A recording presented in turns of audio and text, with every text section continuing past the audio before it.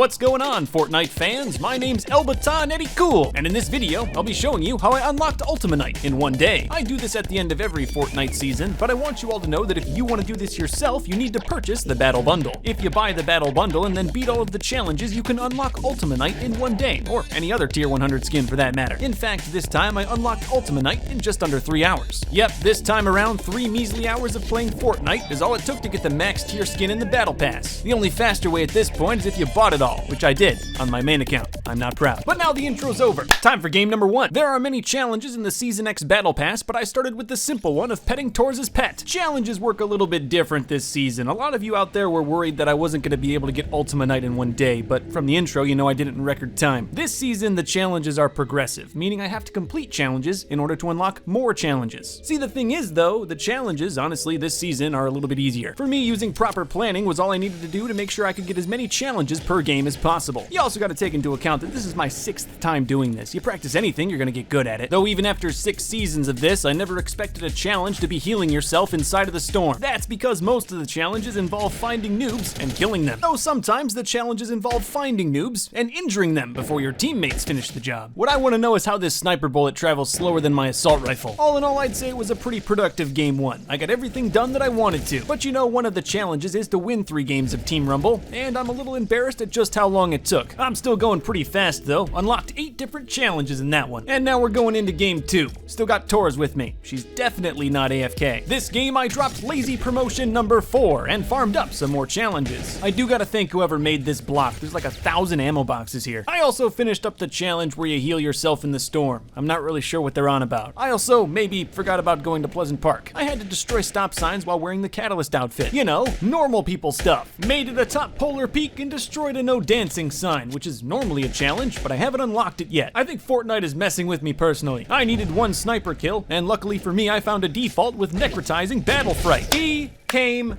back. This is what I love about Team Rumble, the defaults. I needed kills from a rift zone, that's why I'm shooting from Taco Town. And I'm also shooting from a drift board for another challenge. I'm just saying there's no way I'd be able to get away with this sort of gameplay in a solo match, especially with that skill-based matchmaking in the game now. But hey, check this out. It's the first time a Team Rumble victory has ever actually mattered. I did pretty good on challenges too, going up to tier 41. Not bad for 2 games. We're gonna start off game 3 with the desert racetrack. This has been a challenge at least 37 times. And somehow Fortnite always finds a way to make us go over to these dinosaurs. You know what challenge I really like? The one where all you have to do is chug splash a default. This one I thought was pretty creative. You have to land at Dusty Depot and then make your way up to the Maeder. That one sounded a lot harder on paper. Anyway, most of this game was spent killing players in cruel and unusual ways. And of course, I got a chance to use the minigun, the most cruel and unusual. Not sure how, but I forgot about the stop signs again, so I had to go to Salty Springs and steal theirs. And I was so desperate for stop signs, I went all the way to Gotham just to get one. And in the end, I didn't help on the group project, and we got a C-. What's interesting is we're progressing very steadily. I'm getting about the same amount of challenges done each game, and by the end of game 3, I was at tier 50, which is pretty good. I'm starting off game 4 by searching chests in Loot Lake. Then I used the rift at the center of Loot Lake to get another challenge, Stonks. I dropped right on top of this final stop sign and hit him right in the head with my blue pump. One of the challenges is spraying different gas stations, and it looks like someone got here before me. Wonder who he is. Well, pretty much nothing left to do but ride out into my death. I had to make it all the way to Pressure Plant, and just barely did it. Past that,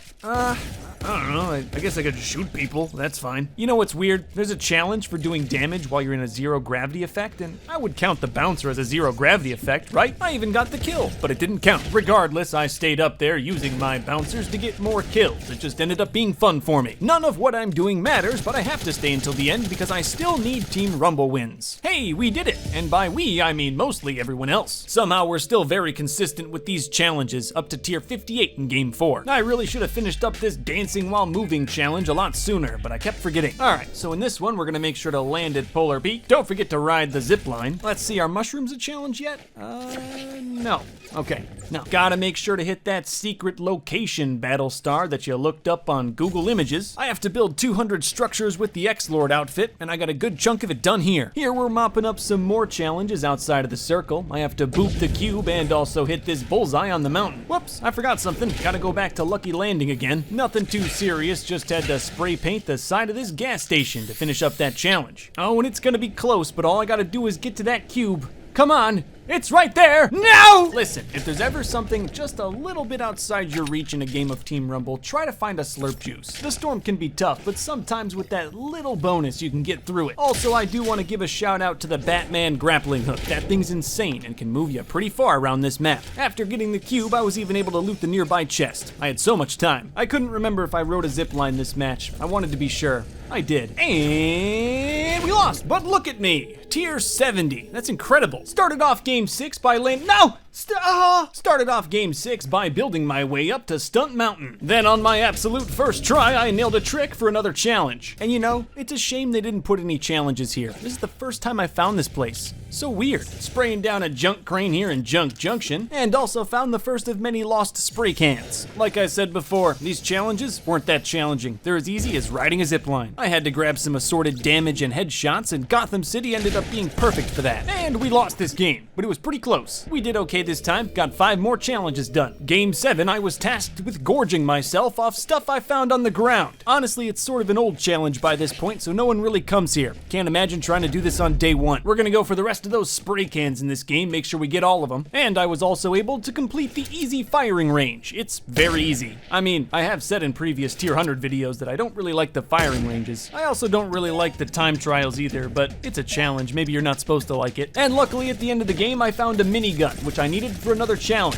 This default was just extra. Yeah, we lost, but I went up 4 tiers. I feel like half of these challenges have been challenges before. I don't know how many times I've had to go to this piano. Don't fight it, scientist. You can never fight the sea. Had to make sure to boogie bomb carefully here. I only have 2 and need to hit 2 for the challenge. Hey, at least there's 1. I also had to make my way over to Lazy Lagoon. Why? For a fountain. How weird. Later on, I was minigunning away at a challenge when I was attacked. Thankfully, all those years in prison taught me how to boogie bomb in close quarters. Can't stop me, I'm the minigun man. I ran into a telescope, which I probably could have gotten in the last 7 games. This one's a little more out of the way, but we still got it. Then for the rest of the game, I stuck to the age-old traditions of Team Rumble, dropping directly on top of players and lasering them before they are ready. Don't blame me, there's literally a challenge for getting right up close and personal in Team Rumble. We lost again, but I did pretty good for not having a shotgun. We did really well though. Got all the way up to tier 88. Game 9, I had to search chests in Tilted. At least that's what the challenge says. Hey, you know, Gotham City's fine, I guess, but how could you not miss Tilted Towers? I don't know, is it just me or does everyone else's Xbox die of heat stroke every time I go here? After I left Gotham, I'm looking for those supply drops. I need 5 of them. Most of the time, no one bothers you when you go for these things. I did say most of the time. I got really lucky here. The circle was right on top of Viking Village, and I needed damage there. I could have stopped at 3 or 4, but once you start killing noobs, it's hard to stop. I thought I already had to get chests in Loot Lake. I might be a little confused here. Anyway, this was a little harder than I thought. Got the last one, then died. Yeah, that's pretty much it. We're getting really close to the end here. Especially considering the fact that I won the game of Team Rumble. I don't know why I'm hyped. Hey, listen, we only got a couple challenges done that time, but there's only a couple challenges left. Here on Game 10, I've got almost all of the Battle Pass challenges done. So much so that some of the Battle Pass challenges don't even give me battle stars anymore. Looks like I don't have to do those low gravity kills anymore. Haha! Throughout the season, there were also limited time challenges that could give you extra battle stars, but again, I do this in one day at the end of the season, so I couldn't get those. I don't know, Fortnite, this whole fear of missing out thing is getting a little bit old. There's 2 more challenges that I can do that'll give me battle stars. I have to get 3 eliminations in the desert and also use 1 vending machine. Then I'm done. This time I got out of prison early on good behavior, but then immediately started murdering in the streets again. There was a player under me in the hotel here, but I didn't rush straight in. I didn't want to die. The thought of getting this done in 10 games had me hyped. Even more so hyped when I saw a vending machine right there. The other player hesitated for the briefest of moments, enough time for me to use my minigun to kill him. It's actually looking pretty good here for us. We've got the gold scar, blue pump, and purple minigun and just need 1 more kill in the desert. And this dusty old minigun did a pretty good job killing a John Wick for my last challenge. Another player attacked me soon after and I used my minigun to control the entire fight. Just have faith in the minigun. It will see you through. But at the end of the day, you know what I didn't see? That sniper. So here we are. In one day, we got all of the battle stars we could out of the battle pass. We ended up on tier 93, so like last season and all the other seasons, I had to buy the last couple tiers with V-Bucks. But we got him, Ultima Knight, and it only took us 3 hours. 3 hours of Fortnite wasn't really that tough. It didn't even really last that long. In fact, I think I've spent like 5 times that just putting this video together. And for now, El Baton rests, but make sure to come back next season. I'm sure Fortnite will still exist. If you like this video and want to see more, make sure to hit the LTN logo on screen to subscribe subscribe to my channel right now. Anyway, Fortnite fans, I'll see you next season with another Tier 100 video. Thank you all for watching, please stay notable, and I'll see you in the next video.